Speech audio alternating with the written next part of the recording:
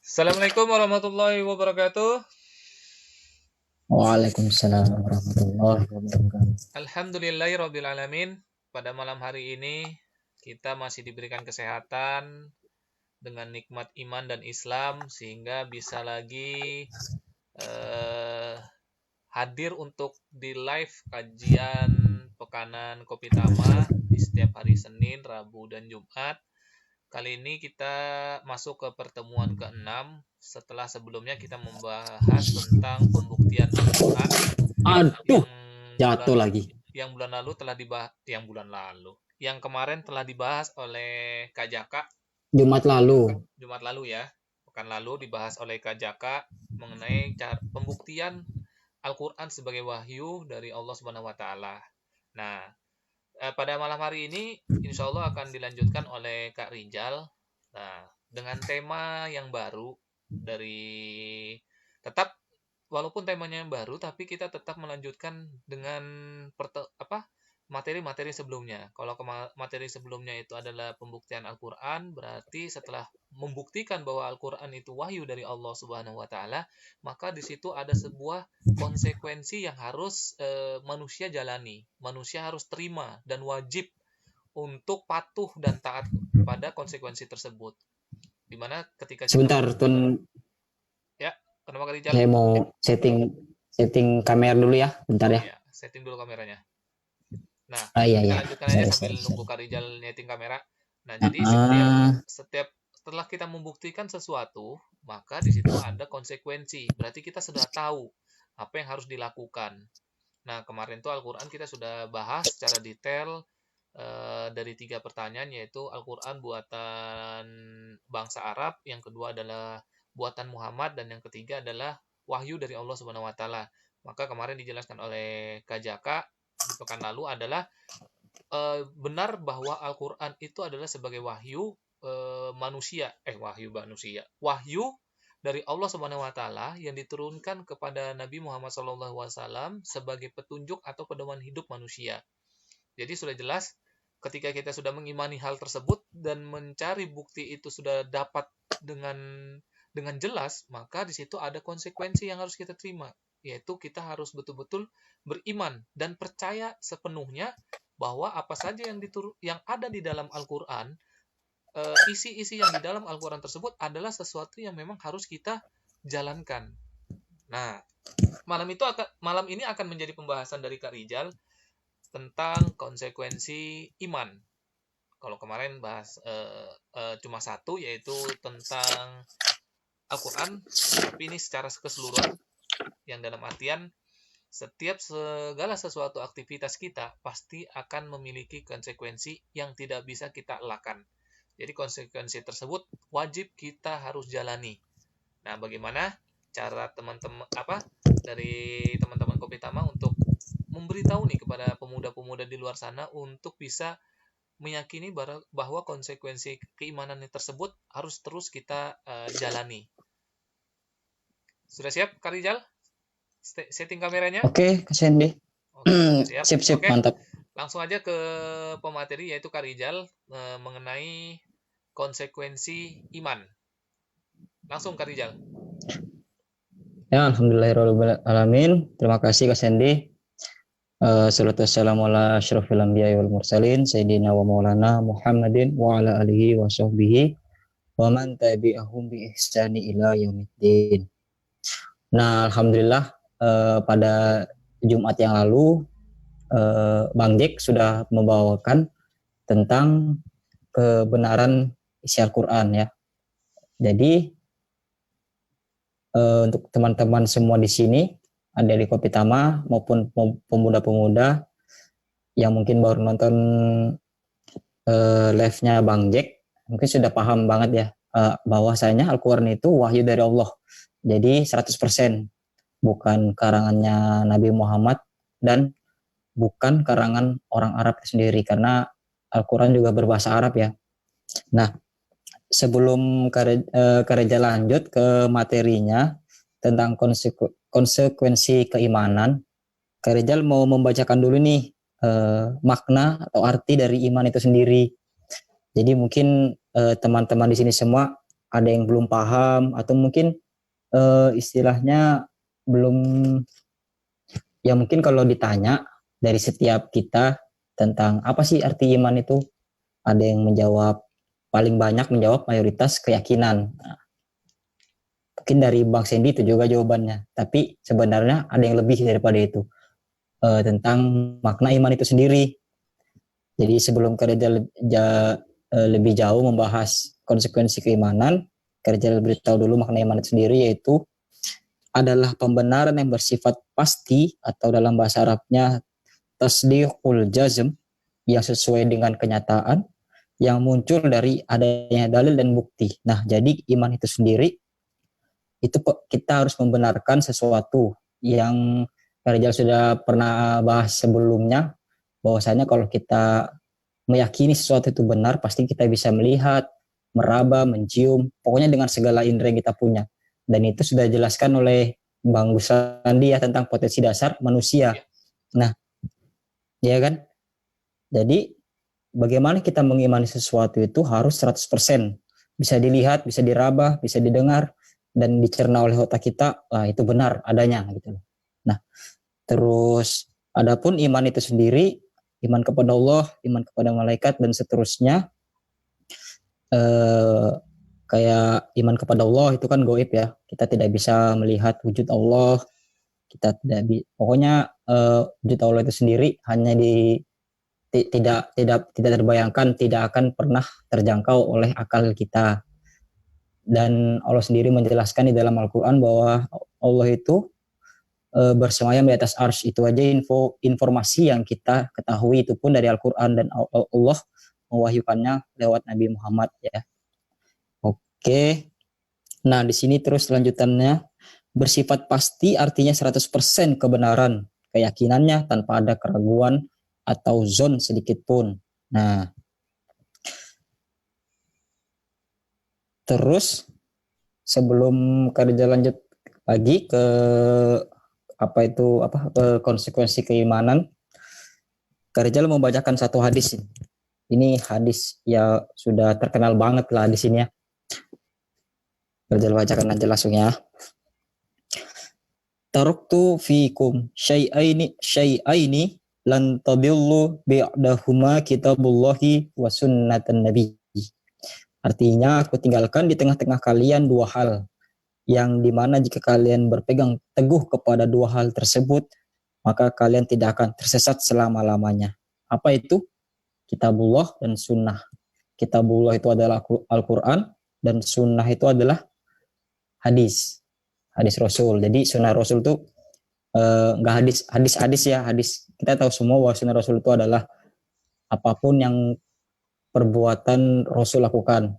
Pokoknya segala perbuatan Rasul lakukan, dia mau dari diamnya, dari perkataannya yang banyak sekarang jadi hadis, terus langkah apa yang diambil Rasul, perbuatan, pokoknya segala tentang Rasul itu jadikan sunnah Rasul, nah begitu. Nah, jadi untuk konsekuensi keimanan itu sendiri, kalau Kak Rizal mengistilahkan atau mengibaratkan, kita kan kita ini sudah Islam nih dari kecil ya, Kak Sendi juga ya kan. Nah, jadi kita tidak pernah istilahnya kayak mu'alaf gitu, dia berikrar di depan ustadznya gitu kan, yang ya pasti teman-teman sudah tahu semua lah ikrarnya apa ya, asyhadu la ilaha illallah wa asyhadu anna Muhammadur Rasulullah, tiada Tuhan selain Allah, dan yakin bahwa Muhammad itu adalah utusan Allah. Nah, jadi konsekuensi keimanan itu sendiri apa sih? Sebenarnya banyak. Nah, Kak Rizal melanjutkan aja dari apa yang Bang Jack jelaskan di Jumat yang lalu tentang Al-Quran. Jadi semua yang ada di dalam Al-Quran, kitabullah itu adalah sesuatu yang kita harus taat kepadanya. Jadi pokoknya segala titik bengeknya tidak ada satupun yang terlewat, kita harus taat segalanya. Mau dari hukumnya, ibadahnya, segalanya ya. Jadi tidak bisa kita ambil prasmanan aja kayak macam makanan gitu ya, mau ngambil yang enaknya aja. Misalnya nih ayat Al-Quran yang berbunyi yang baru saja bulan lalu kita lakukan, bulan Ramadan ya ayyuhalladzina amanu kutiba alaikumusiyam kama kutiba alal ladzina min qablikum la'allakum tattaqun. Dan diwajibkan kepada kalian berpuasa di bulan Ramadan sebagaimana diwajibkan atas orang-orang sebelum kalian agar kalian bertakwa. Oke, kita ambil kita berpuasa di bulan Ramadan mayoritas umat Islam ya kan. Tapi adapun banyak ya sebenarnya sih kalau di keadaan yang sekarang ini kita tidak taat kepada Al-Qur'an, contohnya kayak hukum apa ya? Banyak ya Bang Cindy ya. Banyak. Mungkin iya, Kak Rizal mau ngambil contohnya salah satu hukum potong tangan aja kali ya. Hal yang paling simpel dalam Al-Quran. Mungkin teman-teman di sini sudah pada tahu semua bahwa mencuri itu kan dosa kan. Mencuri mangga kah? Itu yang dalam hal yang skala kecil. Mencuri ayam kah? Atau dalam hal yang skala besar mencuri uang, korupsi. Nah, itu apalagi tambah lagi bukan potong tangan lagi sudah itu.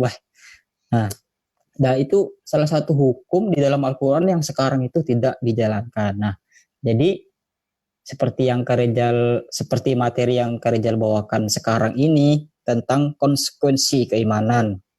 Jadi ibarat kita, Kak Rizal ambil 2 contoh ya.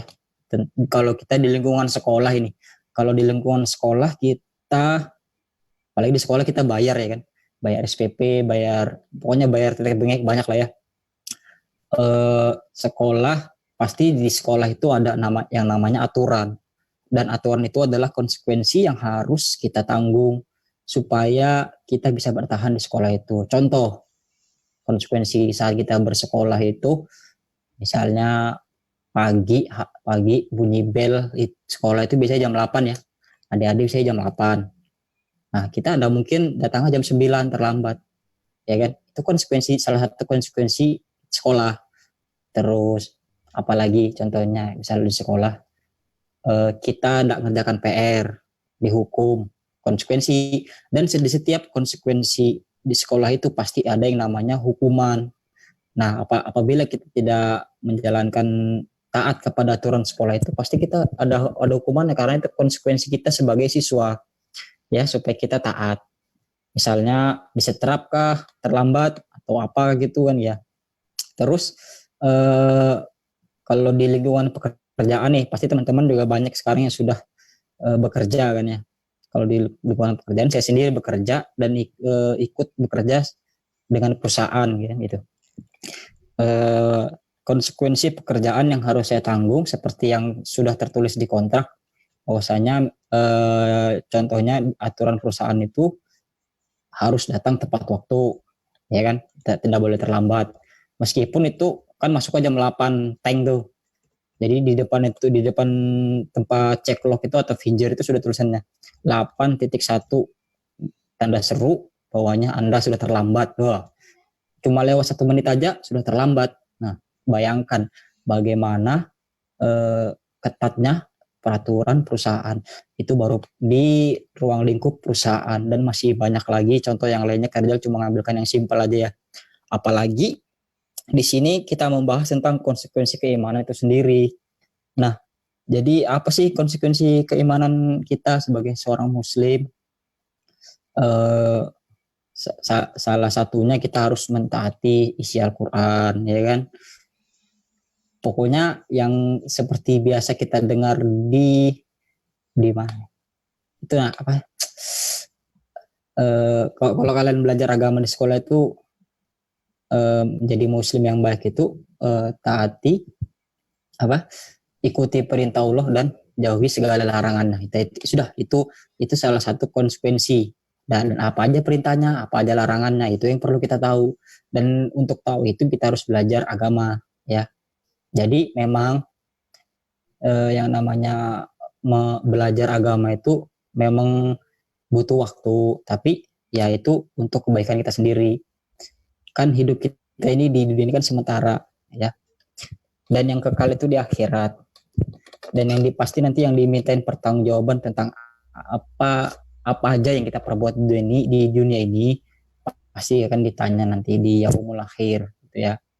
Nah, jadi mungkin dari teman-teman sudah pada tahu semua konsekuensi keimanannya. jangan kita anu dulu lah ya, biasa istilahnya gini, apa yang dikasih tahu ibu itu pasti baik ya kan. Contohnya jangan mencuri, jangan nakal atau apapun itu semua datang dari Islam gitu loh. Jadi sebelum kita tahu perbuatan baik dan buruk, Islam itu sudah membawanya gitu loh. Agama Islam ini sudah membawa semua yang baik-baik dari zaman Nabi Muhammad ya. Jadi kita tidak perlu lagi mencari-cari standar nilai baik dan buruk itu dari mana ya? Dari lain-lain lah ya. Selain dari tadi yang Karijal 2 sebutkan itu, yang kita harus berpegang teguh padanya yaitu kitabullah dan sunnah Nabi, Al-Quran dan hadis. Nah itu. Nah mungkin apalagi ya bisa Karijal bahas di sini ya. Kalau konsekuensi keimanan sih itu aja sih. Keluarin semua Kak Rizal. Oh, iya, ya itu aja sih Bang Cindy. Kalau konsekuensi keimanan itu kan istilahnya kan kita mendaftar untuk sesuatu, pasti kita akan dibebankan sesuatu. Mengerti kan maksud saya Bang Cindy ya? Iya. Nah gitu loh, itu loh maksud saya. Jadi saya misalnya contoh kita lihat sekarang kan banyak mualaf tuh. Saya ingin masuk Islam nih. Jadi masuk Islam tuh harus kita sepenuhnya berserah diri. Saya yakin nih ada Islam, saya yakin pada agama ini, bukan karena hal yang lain. Saya masuk Islam karena pengen kaya atau karena pengen dekatin wanita atau apa, itu ternyata sudah lain gitu loh. Nah gitu. Jadi pastikan kalian itu seperti yang kerja bilang tadi ya, kalau kita ingin mendaftarkan sesuatu, kita harus bersiap-siap untuk dibebankan sesuatu, karena kita ya harus siap gitu loh. Gitu. Oke Kak Sandy. Itu ya. Oke. Terus ya. Ada lagi? Bentar Bang Sandy. Mungkin Bang Sandy bisa sambil ngomong-ngomong. Terima kasih Kak Rizal nih. Ternyata cukup menakutkan ya. Tapi yang saya garis bawahi di sini adalah sebuah kelucuan. Kalau saya bilang sebuah kelucuan yang dilakukan oleh manusia pada saat ini. Bagaimana mereka begitu takut, begitu sangat khawatir ketika tadi Kak Rizal ngasih contoh masalah sekolah dan pekerjaan ya. Coba bandingkan. Iya, kita bandingkan konsekuensi yang manusia lakukan itu lebih utama yang mana? Contohnya begini, bagi yang sekolah nih, anak-anak itu lebih khawatir ketika dia tidak bisa berangkat sekolah tepat waktu. Ya, poinnya di situ. Betul. Sementara padahal kalau di sekolah, itu kita bayar. Seharusnya dengan kondisi kita berbayar, kita suka-suka kita dong. Kan kita yang bayar nih. Kita yang fasilitasi diri kita nih. Kok kita yang dihukum? Logikanya gitu kan. Seharusnya kita nggak perlu takut betul. Gitu. Tapi justru kita sebaliknya, kita justru takut ketika nggak ngerjakan PR, terus telat datang upacara. Itu pasti dapat hukuman dan kita langsung nerima. Tapi bandingkan ketika ada satu contoh tadi, Kak Rizal ngasih contoh adalah mencuri. Bagaimana ketika mencuri itu hukumnya itu tidak dijalankan. Berapa banyak orang-orang yang dengan gampangnya itu menjadi pencuri. Mulai dari yang skala kecil sampai skala besar. Tapi mereka justru merasa biasa-biasa saja dengan melakukan pencurian tersebut. Kita lihat aja sekarang ke kondisi Indonesia sekarang kan. Baik pencuri kecil ataupun pencuri besar. Ya kan? Itu sangat yang mengkhawatirkan adalah manusia itu lebih takut pada sesuatu yang manusia ciptakan. Kayak tadi peraturan di sekolah, terus mencuri. Padahal kalau kita mencuri menjalankan konsekuensi keimanan kita, maka kita harus potong tangan. Di mana di potong tangan itu sendiri ada kaidah-kaidah fikih yang ada yang menguntungkan gitu. Ada kaidah fikih yang membuat pelaku itu terselamatkan. Nah, karena kan Bang Sandy artinya dunia itu sendiri kan dekat ya kan, dari kata apa, dunia pokoknya adalah fiilnya gitu rumusnya. Nah iya, jadi dunia itu artinya dekat, sesuatu yang dekat sama kita ya kan. sekarang apa yang kita lakukan, maka itu terasa seperti tadi di ruang lingkup sekolah, pekerjaan itu kan dekat tuh, kita merasakan, ini aku dihukum, ya kan? Ngeri banget ini kalau aku mencuri dipotong tangan atau dihakimi massa, kan itu dekat itu loh. Padahal kita nggak tahu sebenarnya di akhirat itu jauh lebih menyeramkan, lebih menyakitkan. Itu hukuman yang langsung dikasih oleh Allah gitu. Wah, itu Mas Hendy. Nah, itu berarti kembali lagi dari bagaimana kita mengolah pikiran kita atau menggunakan metode berpikir itu dengan sesuatu yang memang pondasi awalnya yang seperti dijelaskan oleh Kak Gus Randi waktu itu adalah bagaimana pondasi awal kita yaitu mendahulukan akal untuk memikirkan segala sesuatu perbuatan terus dikaitkan dengan Islam. Ketika itu sudah Betul. istilahnya sinkron, nah kita nggak bakal khawatir nih untuk urusan masalah dunia. Dunia itu walaupun dekat di depan mata, akhirat itu kita belum tahu hasilnya seperti apa, maka tidak akan ada pemikiran seperti itu. Coba kalau manusia itu lebih bisa memikirkan, aku lebih takut kalau aku datang ke sekolah itu telat, tapi ketika aku mendengarkan seruannya Allah, justru aku nggak takut gitu loh, biasa-biasa saja. Nah itu yang makanya tema kita itu kan jati diri seorang muslim. Bagaimana jati diri seorang muslim itu adalah lebih taat kepada pencipta, yaitu Al-Khaliq, daripada yang diciptakan. Nah itu tujuan utamanya jati diri seorang muslim adalah lebih memahami siapa pencipta kita yang harus kita patuhi. Tadi kan Kak Rijal bilang kan konsekuensinya adalah menjalankan perintahnya dan menjauhi larangannya. Itu secara simpel ya pembahasannya Kak Rijal. Tapi kalau kita mau buka lebar di dalam Al-Qur'an sendiri, ini ada satu ayat yang mau Rijal. Iya, ada satu ayat yang mau Rijal bacakan yang berhubungan dengan konsekuensi keimanan ya. Ya, silakan Kak Rijal. Surat An-Nisa ayat 136. A'udzubillahi minasyaitonirrajim. Ya ayyuhalladzina aminu billahi wa rasulihi wal kitabilladzi nazzala ala rasulihi wal kitabilladzi anzala min qabl. Wa may yakfur billahi wa malaikatihi wa kutubihi wa rusulihi wal yaumil akhiri faqad dhalalam ba'id, yang artinya, wahai orang-orang yang beriman, tetaplah beriman kepada Allah dan Rasulnya, dan kepada kitab yang diturunkan Allah kepada Rasulnya, dan kepada kitab yang diturunkan sebelumnya. Dan siapa saja yang mengingkari Allah dan malaikatnya, dan kitab-kitabnya, dan rasul-rasulnya, dan hari akhir, maka ia telah sesat sejauh-jauhnya kesesatan. Nah, di kitab ini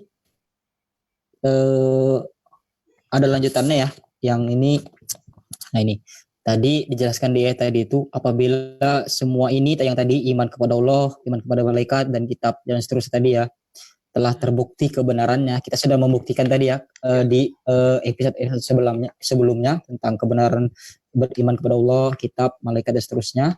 Maka wajib pula beriman kepada syariat Islam sebagaimana terhadap akidah Islam, karena seluruh syariat ini tercantum dalam Al-Quran dan telah dibawa oleh Rasulullah Shallallahu Alaihi Wasallam. Apabila kita tidak beriman, maka kufur. Seorang yang ingkar terhadap hukum-hukum syara secara keseluruhan atau sebagian dapat menyebabkan ia menjadi kufur, baik hukum-hukum itu berkaitan dengan ibadah, muamalah, uqubat, sanksi, ataupun mat'umat yang berkaitan dengan makanan gitu. Nah, ini ada lagi kasih ini contoh-contohnya tentang apa sih apa tadi? Ingkar terhadap hukum-hukum secara keseluruhan atau hukum syara secara keseluruhan atau sebagian ya. Ini Kak Rijal kasih lagi, ada contoh lagi di 3 ayat selanjutnya. Ayat yang pertama di surat Al-Baqarah ayat 275, wa aqimus shalah. Kita sudah pasti tahu ya, dirikanlah sholat ya kan, sholat 5 waktu ya, sholat wajib, sholat fardu. Nah, terus ada lagi satu ayat ini satu ayat lagi nih, wa ahallallahul bai'a wa haramar riba. Allah telah menghalalkan jual beli dan mengharamkan riba. Nah, kita beriman tadi kita misalnya nih beriman kepada tadi waqimus sholat ya kan, kita mendirikan sholat, pasti kita sudah lah ya wajib ya kan mendirikan sholat, tapi kita tidak mengikuti yang ini, yang kedua ini, Kedua, yang Allah telah menghalalkan jual beli ya dan mengharamkan riba. Nah itu di kitab ini, kitab materi dasar Islam ini sudah bisa dikatakan dapat menyebabkan ia menjadi kufur. Nah coba itu baru kita satu. Apa? Iya, Satu ingkar contoh ya. terhadap satu ayat aja. Iya, Satu ayat tadi. Ya, Al-Quran itu kan ini ada lagi satu lagi. 6.666 ayat ya. Iya, Kak Sendi. Itu baru satu ya. Sudah dikatakan kufur. Nah, ini betul. Karena satu lagi nih ya. Contoh lagi ya di surat Al-Maidah ayat 38. Wasariqu wasariqatu faqtu'u aydiyahuma. Laki-laki yang mencuri dan perempuan yang mencuri, potonglah kedua tangannya. Coba. Itu tentang hukum mencuri. Di Al-Quran dikatakan, iya di Al-Quran dikatakan bahwa hukuman baik pun seseorang laki-laki maupun perempuan yang mencuri itu adalah memotong dua tangannya gitu. Itu. Kalau kita kufur terhadap ayat ini, kita ingkar terhadap ayat ini, berarti kita bisa dikatakan kufur. Nah, itu. Berarti tinggal dihitung-hitung ya berapa ayat yang kita kufur. Iya, banyak ya, banyak di Al-Quran. Dari yang kasih disebutkan tadi, ayat di Al-Quran itu ada 6.666. Kajar baru sebutkan bahasa tentang jual beli dan riba. Yang kedua tentang lelaki yang mencuri dan perempuan yang mencuri hukumannya. Ada lagi satu lagi ya. Kita bacakan surat Al-Maidah ayat ketiga. Hurrimat alaikumul maitatu waddamu walahmul hinziri wa ma uhilla li ghairillahi bih. Diharamkan bagimu memakan bangkai, darah, daging babi dan hewan yang disembelih atas nama selain Allah. Surat Al-Maidah ayat 3. Nah, tuh. Jadi teman-teman di sini yang misalnya makan ayam yang itu disembelih tanpa menyebut nama Allah, itu haram sudah itu. Iya, diharamkan sudah itu. Harus cek Loh, ini ada ayat ini. Harus cek teman-teman ini. Iya. Langsung bertobat nih. Itu. Banyak, itu baru tiga ayat Karijal sebutkan. Iya. Mantap. Nah, yang saya bingung berarti begini. Kalau kita gambarkan ya, berarti segala peraturan yang Allah turunkan di dalam Al-Quran itu ibaratnya, misalnya kita bisa jadikan contoh, cuma misalnya nih ya, ini misal ya, 10 nih, ada 10. Di peraturan sekolah misalnya juga ada 10. Manusia itu pasti akan lebih memilih peraturan di sekolah itu dijalankan 10-10-nya ketimbang 10-10-nya peraturan yang Allah berikan. Karena dia merasa yang tadi saya bilang tadi, lebih takut kepada apa-apa yang dibuat oleh manusia ketimbang yang jelas-jelas dibuat oleh Allah Sang Pencipta. Jadi kalau untuk urusannya peraturan yang Allah buat, manusia itu seolah-olah masuk rumah Padang. Jadi ngelihat lauk mau dipilih ya itu aja. Ya itu, diambil yang enaknya ya, kayak tadi Kajal. Tapi begitu masuk ke peraturan yang dibuat manusia, itu bukan masuk di warung Padang lagi. Warung Padang masuk di piring, karena semuanya pengen dimakan.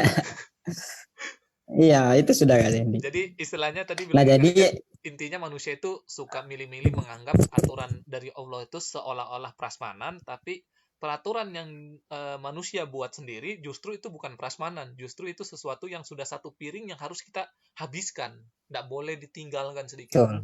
Gitu. Tidak terkecuali. Tanpa terkecuali ya. Jadi yang bisa Kerjal simpulkan di sini dari ayat-ayat yang sudah Kerjal jelaskan tadi, bahwasanya kalau kita sudah berikrar sebagai seorang muslim, kita beragama Islam, maka wajib bagi kita semuanya ya tanpa terkecuali untuk menjalankan kita wajib beriman kepada syariat Islam juga ya. Syariat Islam itu apa? Ya tadi itu semua hukum-hukum yang tercantum di dalam Al-Quran yang berkaitan dengan tadi ya ibadah dari ibadah ya, kayak Dan dulu Sandy berkaitan dengan ibadah. Ibadah itu contohnya tadi waqimus sholat ya, kita sholat ya kan. Sholat. Terus ya ya ayyuhallazina amanu kutiba alaikumusiyam, puasa Ramadan itu berkaitan dengan ibadah ya kan. Nah, adapun yang dengan hubungan berkaitan dengan muamalah tadi itu jual beli, halalkan jual beli dan mengharamkan riba, itu muamalah ya. Muamalah itu bagaimana kita berinteraksi dengan orang lain, jual beli kah apakah ya, akad gitu kan. Terus ukubat sanksi, hukuman tentang tadi satu ayat yang kerja sebutkan tentang mencuri hukumannya adalah potong tangan ya kan. Ataupun yang berkaitan dengan umat yang berkaitan dengan makanan yang kita makan setiap hari. Jadi kita tahu lah apa yang kita makan ya. Kayak kita pasti sudah tahu setiap muslim bahwa yang diharamkan tuh contohnya minuman adalah khamr ya kan. Dan makanan babi. Terus satunya lagi apa? Anjingnya Sandy itu kan. Anjing, kelelawar, banyak sebenarnya. Banyak sebenarnya itu makanan-makanan yang dalam Islam itu diharamkan. Itu juga kita harus tahu gitu loh. Jangan soal ibadah aja. Kita iya ibadahnya kuat ini, kita ibadah taat 100%, tapi tidak dengan muamalah, ukubat tadi sama mat umat tadi itu. Jadi semuanya harus istilahnya kalau bahasa Arab tuh kafah atau keseluruhan gitu loh. Jadi jangan cuma ibadah aja kita taat gitu, Mas Hendy. Itu kesimpulan yang bisa kita ambil sih. Iya, mantap, mantul. Jadi kalau ingin betul-betul beriman, jangan setengah-setengah. Kalau nggak mau beriman, justru jangan setengah-setengah. Kalau mau beriman ya full, nggak boleh setengah-setengah. Full. Jadi seperti kita pakai istilah keren ini Sandy tadi Karjal bilang kan bahasa Arab tuh kafah atau totalitas. Kalau nggak salah ada ayatnya tuh, ya ayyuhallazina amanu fisil mikafah.